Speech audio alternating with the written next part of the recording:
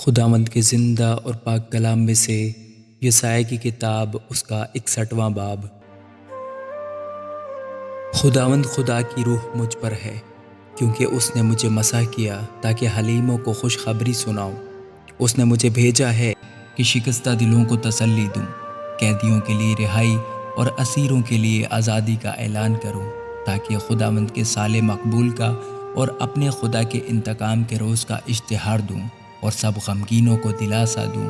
صیون کے غمزدوں کے لیے یہ مقرر کر دوں کہ ان کو راکھ کے بدلے صحرا اور ماتم کی جگہ خوشی کا روغن اور اداسی کے بدلے ستائش کا خیرات بخشوں، تاکہ وہ صداقت کے درخت اور خداوند کے لگائے ہوئے کہلائیں کہ اس کا جلال ظاہر ہو۔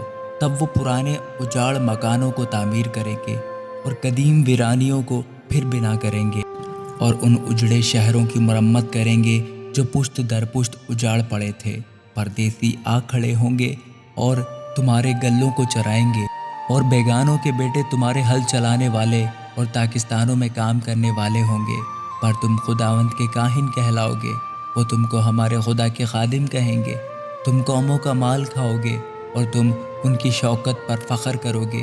تمہاری خجالت کا عوض دو چند ملے گا، وہ اپنی رسوائی کے بدلے اپنے حصہ سے خوش ہوں گے۔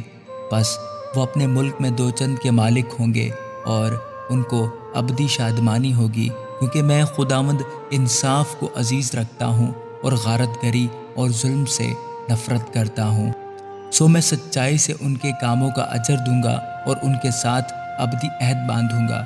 ان کی نسل قوموں کے درمیان نامور ہوگی اور ان کی اولاد لوگوں کے درمیان۔ وہ سب جو ان کو دیکھیں گے اقرار کریں گے کہ یہ وہ نسل ہے جسے خداوند نے برکت بخشی ہے۔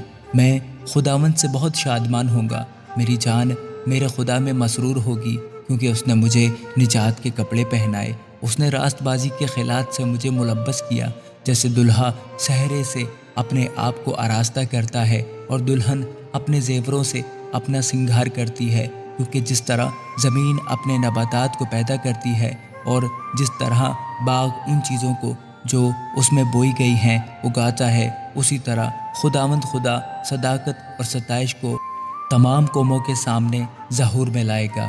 آمین۔